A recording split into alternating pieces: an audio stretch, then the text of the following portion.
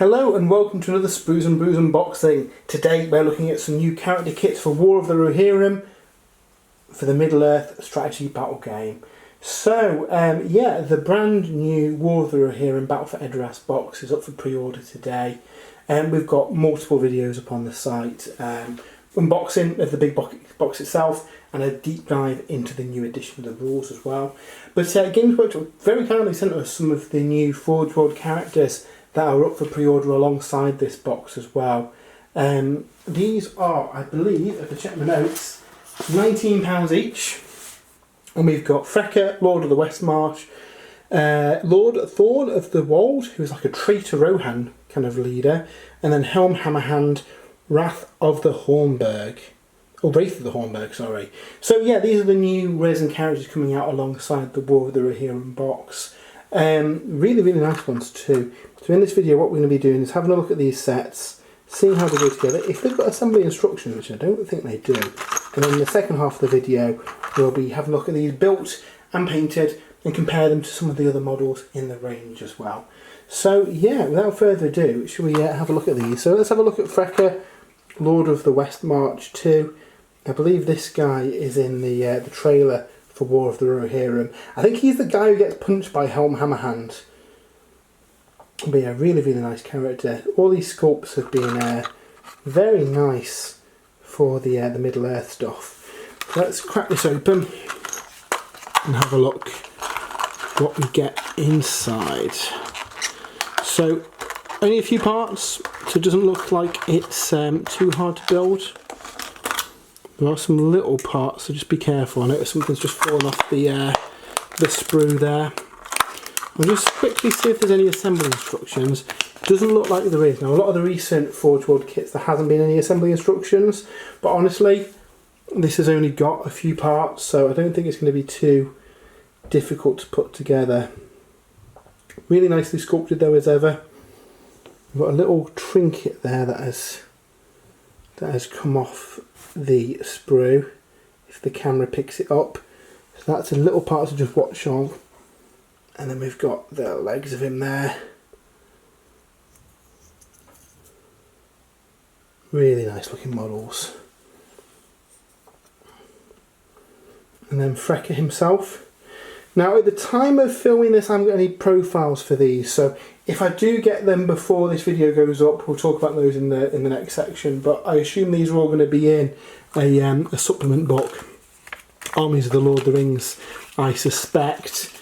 At the time of filming this I don't know when those kind of profile books do come out, so yeah, you want to just keep an eye on that because that's where the profiles for these are going to be. Next up we've got Lord Thorne of the Wold. So this guy is like a traitor Rohan general and lets you take kind of Rohan units within your Wildman Dunling force. So if we have a quick look at the components, again not massive parts on these kits because they're just infantry characters, aren't they? But really nice. Now if you've not worked with resin kits before, one thing that I would recommend is give them a good wash in soapy water.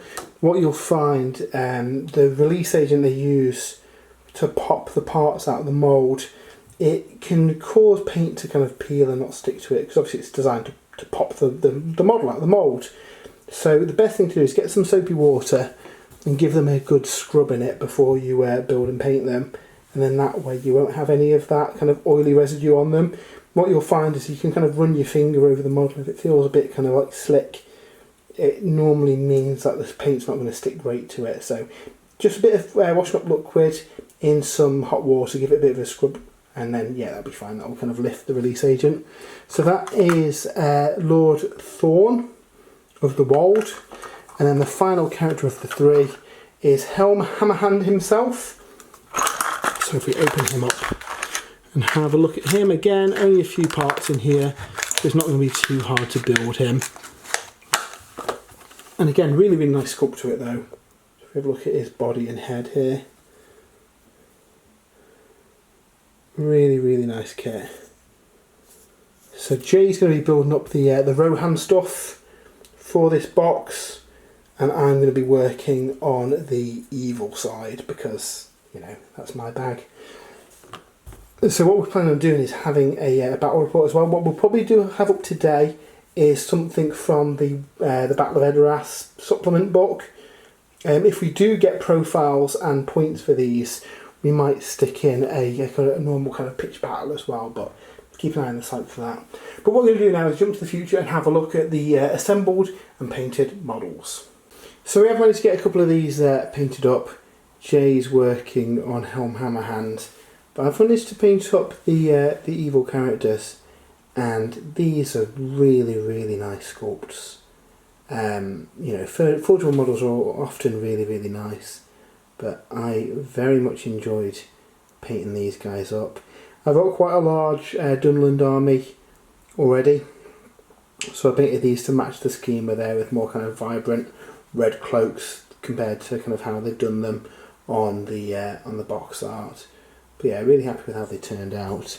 Both of the models are really, really nice. Again, I've not seen the film at the time this goes out. That's out in a couple of weeks at the time of recording it. When this video comes up, I think we're 2 weeks away from the film coming out. As these are out, I think they come out the same day as the film. So obviously this is the guy in the trailer that gets killed by Helm Hammerhand and starts the whole war. So interesting that he's got a model and rules.